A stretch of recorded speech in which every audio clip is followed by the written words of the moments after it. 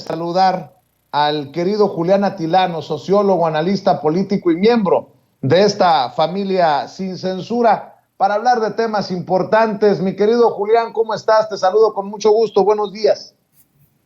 Buenos días, queridísimo Vicente. También te mando un gran saludo, un abrazo a ti, y por supuesto, a esta gran familia de Sin Censura, pues que está sintonizando como siempre, platicando como siempre este principio de semana.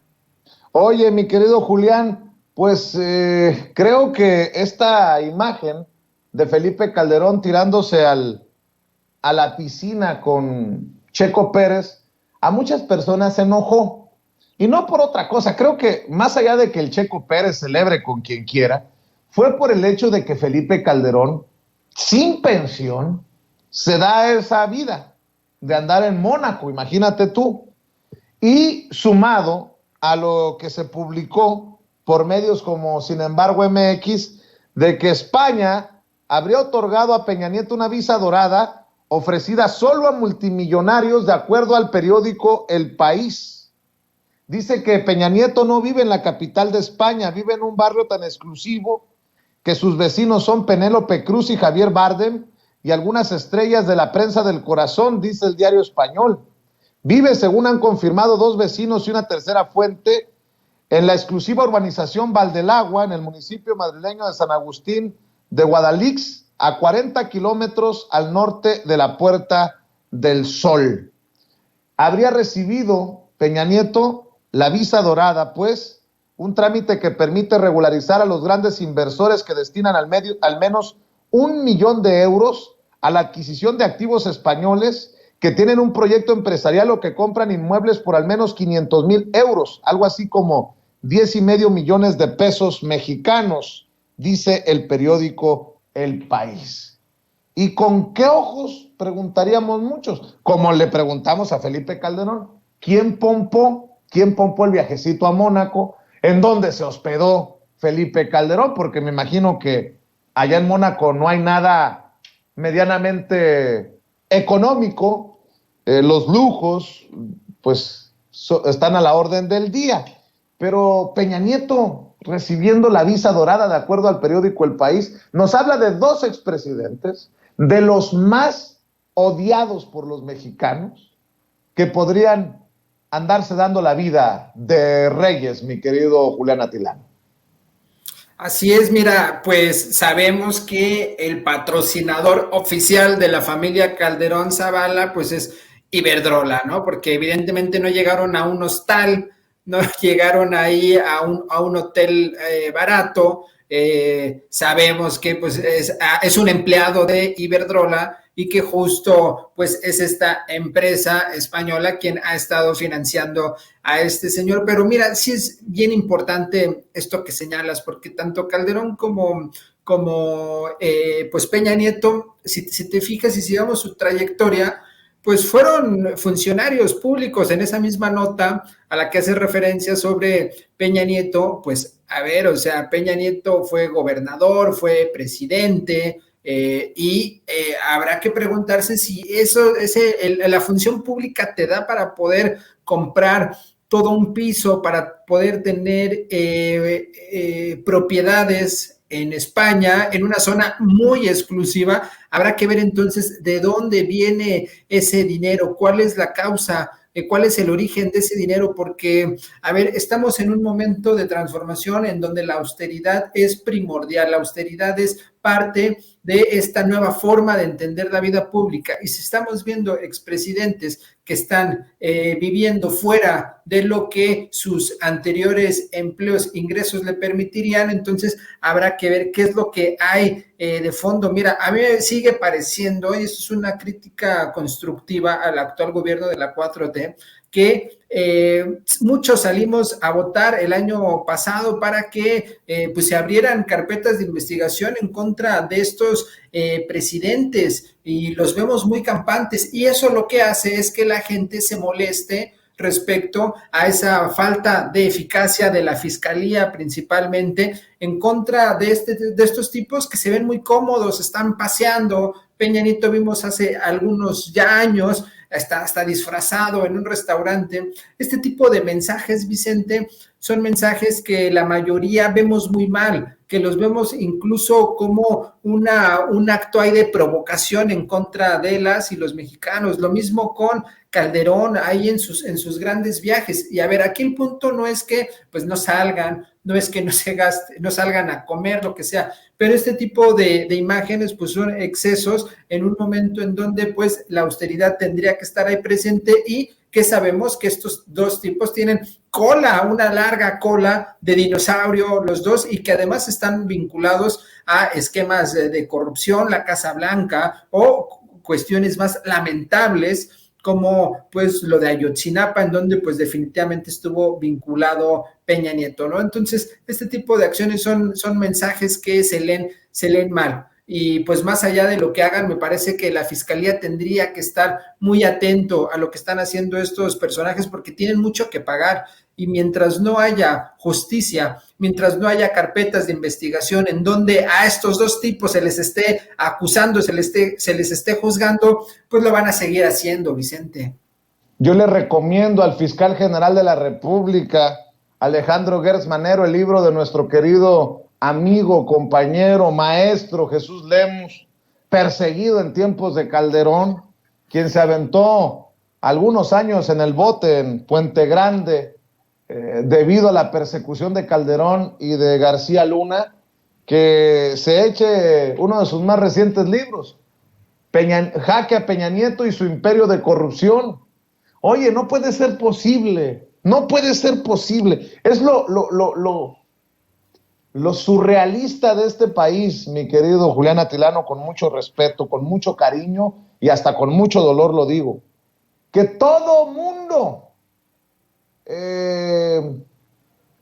señale a Peña Nieto y los únicos que no le puedan armar una carpeta son los de la fiscalía, la autoridad. ¿Cómo puede ser posible? Y mira, no estoy diciendo que Peña Nieto fue más corrupto o menos corrupto que Calderón. Yo no soy quien para decirlo.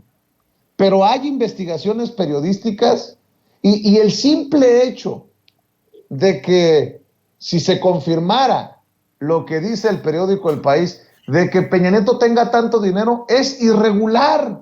Peña Nieto, que ha sido toda su vida, media vida por lo menos, político, con esa cantidad de dinero, algo me huele mal. Por lo menos investiguen desde la unidad de inteligencia financiera o algo tenemos que tener de carnita en la mano los mexicanos. Ya quedó claro que la mayoría de los mexicanos queremos juicio a los expresidentes. No se logró la participación por el INE y por tantas cosas que usted quiera poner sobre la mesa. No se logró la participación para que fuera vinculante la consulta popular, pero no me queda la mínima duda, mi querido Julián, de que la gente, de que el mexicano quiere que se le investigue por lo menos a esta gentuza. Y no es que sea una sed de venganza, Vicente, no es que queramos que esté ahí Peña Nieto en un estadio peleándose con unos leones mientras que está amarrado, no, a ver, justo lo que está pasando es que sabemos que la forma en la que viven estos personajes pues es totalmente irreal al ingreso que tuvieron, al ingreso que tiene un funcionario. Por más presidente que seas, por más gobernador, tienes un salario que no te da para este tipo de gastos. Y además de la forma en la que vive, vimos, por ejemplo, que en la reforma eléctrica, ahí en 2013, donde se hizo el reparto del billete, Vicente, pero a manos llenas, a todo mundo, hay videos donde se ve gente en el Senado de la República con bolsas y bolsas de dinero que venían de la corrupción y que salpicaron a todo mundo. Peña Nieto estaba inmiscuido en esta situación, ya ni hablar de sus otros negocios con ciertos empresarios de la construcción. Y pues la gente lo sabe, y si ve que no están persiguiéndolos, pues lo que van a pensar no solo es que pues estos personajes tienen cierta impunidad, sino incluso hasta que hay un acuerdo Cuando fue la campaña de 2018, Vicente, seguramente te acordarás, el PAN comenzó a decir que ya había pactado López Obrador con Peña Nieto. Sabemos que no es así, sabemos que no hay un pacto. Sin embargo, si no se le persigue a estos personajes, pues este relato que se construyó desde el PAN, pues no se cae, sigue Vicente, o al menos habrá ciertas personas que han de decir, pues es que lo está cuidando, no sé, el fiscal, el presidente, quien sea. Entonces, se debe actuar de forma, pues vía jurídica en el marco de la ley y que se persiga a estos personajes, porque si no, siempre va a ser el mismo cuento. Tiene que haber un momento de cambio, en este momento de transformación, en donde por primera vez se le juzgue a un expresidente. Estos señores son unos ratas, Vicente. El robo que hizo Peña Nieto fue escandaloso. Entonces tenemos dos presidentes, sí, tranzas, uno que básicamente convirtió en un gran lago de sangre al país y el otro que lo terminó de saquear, ¿no? Es un régimen, fue un régimen neoliberal desde la época de Ernesto Zedillo, Carlos Salinas, hasta Enrique Peña Nieto, en donde saquearon, y ahí están muy campantes, y no podemos permitir que sigan riéndose de la sociedad mexicana. Definitivamente, mi querido Julián Atilano, no podemos permitirlo. Como, si me permites, no podemos permitir tampoco un fraude electoral en estas elecciones que se definen el próximo domingo 5 de junio. Hay mucho en juego y creo que antes de hablar de Zedillo, quiero preguntarte tu opinión, porque yo sé que las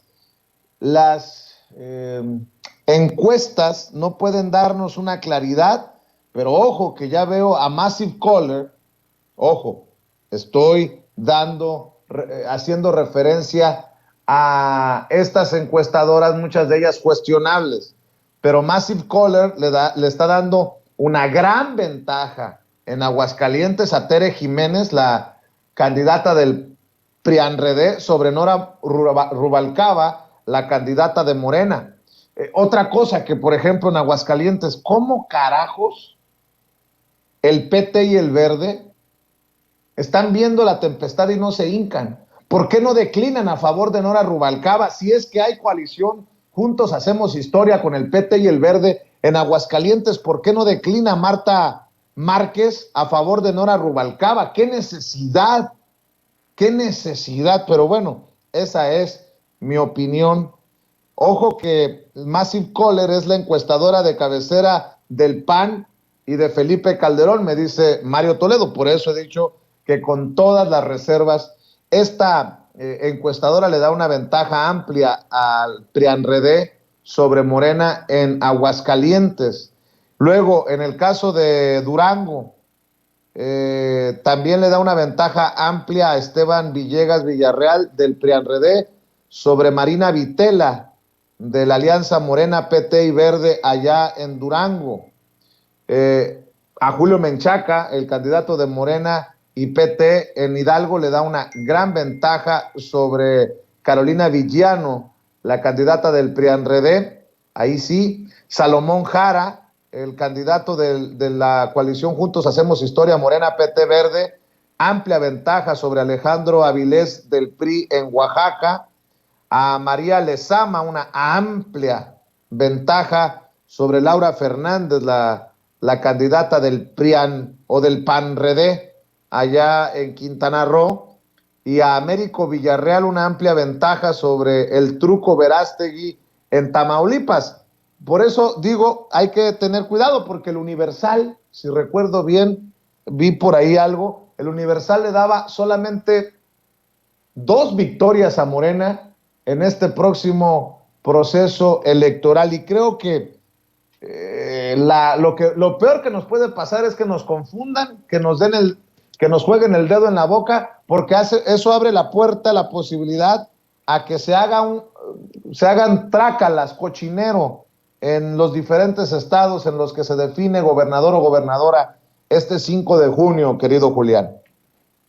Definitivamente tenemos que salir este domingo y defender el voto desde la primera hora hasta el final. Recuerden que una de las formas de corrupción, de tranzas que hacen estos personajes es, y lo vimos en 2006, se forman, llegan tempranito a las 7 de la mañana para ser los primeros y corrompen a algún funcionario de la casilla, ¿no? Lo corrompen para que no vaya ese día. Toda la ley marca que si falta alguno de la mesa que va a estar ahí en la casilla, la primera persona que esté en la fila entra y lo sustituye, ¿no? Entonces, ese es un movimiento que hacen. Entonces, pido que salgamos desde tempranito para formarnos en primer lugar y evitar ese tipo de tranza. Esta es una de miles que hay, el carrusel, etcétera. Eso por un lado. Y por otro lado, respecto a los resultados, mira, hay muchos pronósticos respecto a las posibilidades de triunfo. Y mira, voy a ser honesto porque he estado revisando todas las encuestas y también buscar los puntos medios. Sí o sí, 4 se ganan, eso ya lo sabemos. Quintana Roo, Oaxaca, Hidalgo, Tamaulipas, y no solo se ganan, se van a ganar 2-1 prácticamente, o sea, el triunfo va a ser aplastante. Hay algo aquí interesante en las dos que restan, que es Durango y Aguascalientes. Una que recuerda que Marco Cortés señaló que la única que iban a ganar era Aguascalientes, pero en Aguascalientes ya se está cerrando y muchas encuestas ya están señalando que Morena ya rebasó, que la candidata de Morena ya va en primer lugar. Hay una tendencia al alza. Entonces, lo voy a decir de esta manera, si Morena gana estas 4 que dije y Aguascalientes, va a ser un gran éxito. Hay que cuidar mucho la elección de Aguascalientes porque esa va a ser la que realmente va a construir el sentido de la victoria del resultado. Si Morena gana ahí, es bien importante Aguascalientes. 1, porque a diferencia de las que acabo de decir, no se preveía que Morena la podía ganar. 2, porque sería en la entrada de la 4T a la zona del Bajío Occidente y abriría la puerta a otros estados como Guanajuato, como el mismo Jalisco, en donde la 4T no entra, y que sí tiene que ver, por un lado, en el caso de Jalisco, por una cuestión de que hace falta construir partido, pero también por la cultura política. Recordemos que es toda esa zona, es la zona cristera, es una zona muy conservadora, y este ideario progresista por el bien de todos, primero los pobres, pues no gusta mucho. Entonces, entrar a Aguascalientes sería meter el pie en una zona muy complicadísima para la 4T. Y lo saben bien los panistas y toda la oposición que están abocándose, ya se están enfocando en Aguascalientes. Parecería a veces que ya han olvidado todas las demás gubernaturas y el objetivo es hay que salvar Aguascalientes para la visión panista conservadora. Entonces, si se gana Aguascalientes, ¿qué es lo que parece? Ya desde hace varios días, incluso semanas, ya la candidata de Morena ya va arriba en las encuestas, va a ser un gran triunfo. Entonces, muy posiblemente se van a ganar 5 y Durango todavía ahí está en tensión. Pero sí es bien importante que salgamos a votar, que cuidemos las casillas y que no demos por sentados ningún triunfo ni ninguna derrota, porque como bien dijiste, decir que se va a perder alguna gubernatura, lo que promueve es que haya fraude. Es decir, si empezamos a decir, es que se va a perder Aguascalientes, y si hay fraude, pues va a ser muy coincidente con la idea previa de que se va a perder Aguascalientes. Pero si decimos que vamos a ganar Aguascalientes porque hay información real, porque hay una buena candidata, porque hay una movilización bien importante, si nos quieren hacer fraude, pues no lo van a ganar en la mesa. Como dicen aquella frase, Vicente, lo que no ganaron en las urnas, no lo van a ganar en la mesa. Entonces, cuidemos mucho las urnas y es posible que se ganen, que incluso se lleguen a ganar 6, ¿no? Si a mí me preguntas cuántas, yo diría 5 y veremos Durango, Vicente, pero es tendencia a favor de Morena. ¿Y esto qué significa? Pues significa ya el descalabro, por supuesto, del PRI, el descalabro del PAN, la victoria territorial del proyecto transformador. Incluso, Vicente, hace algunos días los empresarios, los que realmente tienen billete, dijeron 2024 lo gana Morena. Todo lo demás es puro humo, Vicente, todo lo demás es puro rollo, pero no hay que confiarnos, hay que estar apoyando y sobre todo cuidar las urnas, evitar el fraude y quienes nos estén escuchando de Aguascalientes, por favor, salgan a votar, inviten a sus familiares para ganar. Es bien importante que se gane Aguascalientes, les digo, es la puerta de entrada a todo el Bajío Occidente y además, pues es la puerta de entrada a la transformación y ya evitar el saqueo y el robo de estos estados. Así es, mi querido Julián. Oye, una pregunta. ¿Es tan difícil lo que propone el presidente, cristalizar uno de los sueños del presidente, o de plano imposible? Porque fue el presidente el que dijo que estaba procurando restablecer alrededor de 2.700 kilómetros del sistema de trenes para pasajeros en el sureste, centro y norte de México, esta red que surgió en el siglo XIX y el siglo XX, pero aseguró fue acabada por la corrupción de los tecnócratas en los 90, por lo que propuso llegar a acuerdos con las empresas concesionadas, particularmente las dominantes en ferrocarriles de carga, Grupo México y Kansas City Southern. Te pregunto, ¿cómo ves tú esta situación?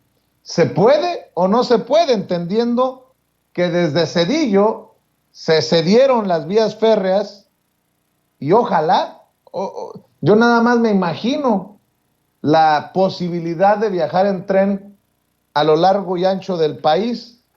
¿Cómo ves tú esta situación, mi querido Julián? En primer lugar, Vicente, sería maravilloso. Imagínate viajar tenemos grandes paisajes en México, imagínate hacerlo en tren. Y en segundo lugar, por supuesto que es posible. Es posible en primer lugar porque existe ya las rutas, Vicente, no es que van a empezar a abrir brecha y meter, o sea, es muy, muy, muy, muy posible. El único impedimento que hay en la actualidad es el tema de las concesiones. Había antes trenes para pasajeros, trenes turísticos.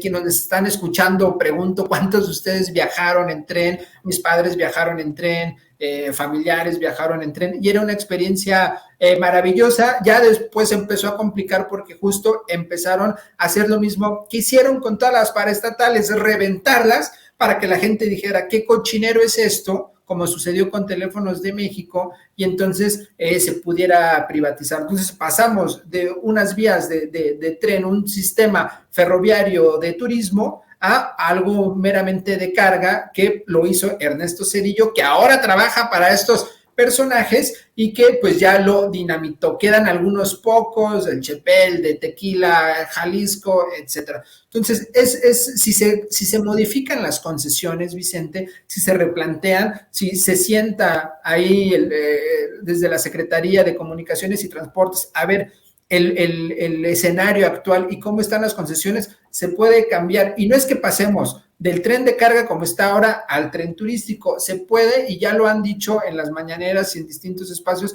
se pueden combinar. Y algo muy importante, porque luego he visto que parece que está esta idea, no es una cuestión de vamos a regresar al siglo XIX, no es una idea de nostalgia, es por un lado, reducir la huella de carbón, que pues obviamente existe a partir de la movilidad terrestre vía autobuses o avión, y por otro lado, a ver, no es que van a entrar trenes como los del siglo XIX, como los del siglo XX, van a entrar trenes como en la ruta del Tren Maya, trenes eléctricos, trenes muy modernos, como existe, por ejemplo, en Europa, que la vía en muchos de estos países es vía tren. Eso sería la nueva dinámica. Es decir, no es que vamos a pasar del autobús o del avión al tren y nos vamos a tardar 15 horas en viajar de Guadalajara a Ciudad de México, sino que la idea es utilizar trenes modernos para que sea un tiempo pues mucho menor, porque van a ser trenes eléctricos,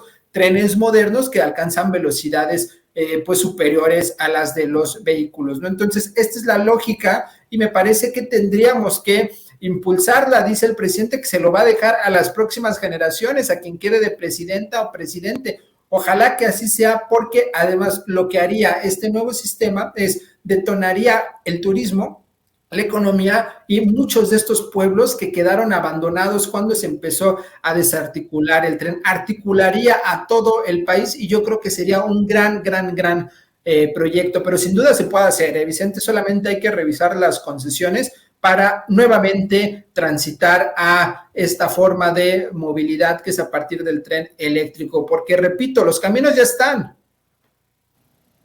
Ojalá, ojalá, mi querido Julián Atilano. ¿Por qué no cerramos invitando a la gente para que te siga en redes sociales y para que vea el programa que diriges, mi querido Julián?